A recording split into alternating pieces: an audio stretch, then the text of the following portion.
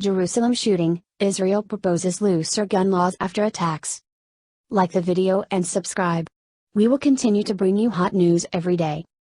Israel's security cabinet has approved measures to make it easier for Israelis to carry guns after two separate attacks by Palestinians in Jerusalem over the past 2 days. The attacks took place after an Israeli army raid in the occupied West Bank killed 9 people. The new measures also include depriving an attacker's family members of residency and social security rights. The full cabinet is due to consider the measures on Sunday. Prime Minister Benjamin Netanyahu had promised a strong and swift response ahead of the security cabinet meeting. Israel's army also said it would be reinforcing troop numbers in the occupied West Bank. When civilians have guns, they can defend themselves, the controversial far-right National Security Minister, Itamar Ben-Gvir, told reporters outside a Jerusalem hospital. The measures will revoke the rights to social security of the families of terrorists that support terrorism, the security cabinet said. The proposals are in step with proposals from Mr. Netanyahu's far-right political allies, who allowed him to return to power last month. The announcement came after Israeli police said a 13-year-old Palestinian boy was behind a shooting in Jerusalem's Silwan neighborhood on Saturday that left an Israeli father and son seriously wounded. An Israeli police force spokesperson previously said the assailant ambushed 5 people as they made their way to prayers, leaving 2 in a critical condition. The 13-year-old was shot and injured by passers-by and is being held in hospital.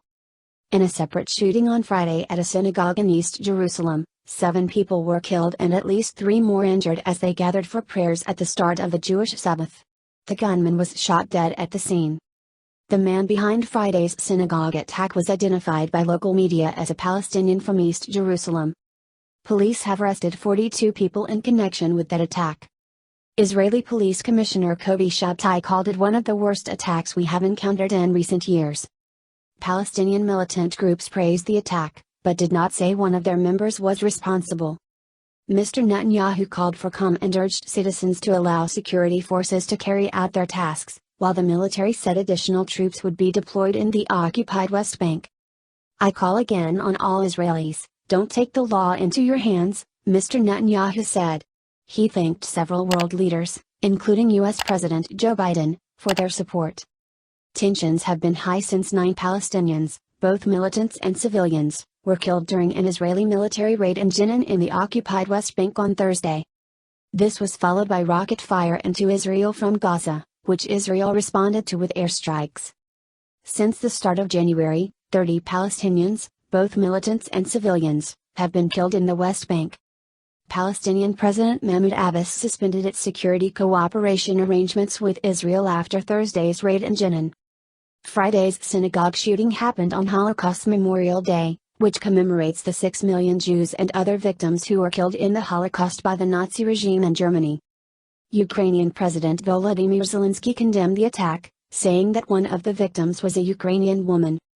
Terror must have no place in today's world, neither in Israel nor Ukraine, he said in a tweet. British Foreign Secretary James Cleverly wrote on Twitter, to attack worshippers at a synagogue on Holocaust Memorial Day, and during Shabbos, is horrific. We stand with our Israeli friends. President Joe Biden talked to Mr. Netanyahu and offered all appropriate means of support, the White House said. Shortly after the incident, Mr. Netanyahu visited the site, as did Mr. Ben-Gvir. The controversial national security minister promised to bring safety back to Israel's streets, but there is rising anger that he has not yet done so, the BBC's Yolan Nell in Jerusalem said. United Nations Secretary-General Antonio Guterres was deeply worried about the current escalation of violence in Israel and the occupied Palestinian territory, a spokesperson said. This is the moment to exercise utmost restraint, UN spokesperson Stefan Dujarric said. On Saturday, the European Union expressed alarm at heightened tensions and urged Israel to use lethal force only as a last resort. The European Union fully recognizes Israel's legitimate security concerns, as evidenced by the latest terrorist attacks, but it has to be stressed that lethal force must only be used as a last resort when it is strictly unavoidable in order to protect life, said the EU's chief diplomat, Josep Borrell.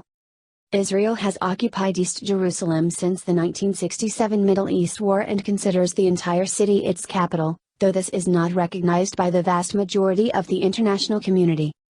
Palestinians claim East Jerusalem as the future capital of a hoped-for independent state. We hope the video was useful to you. Like the video and subscribe. We will continue to bring you hot news every day.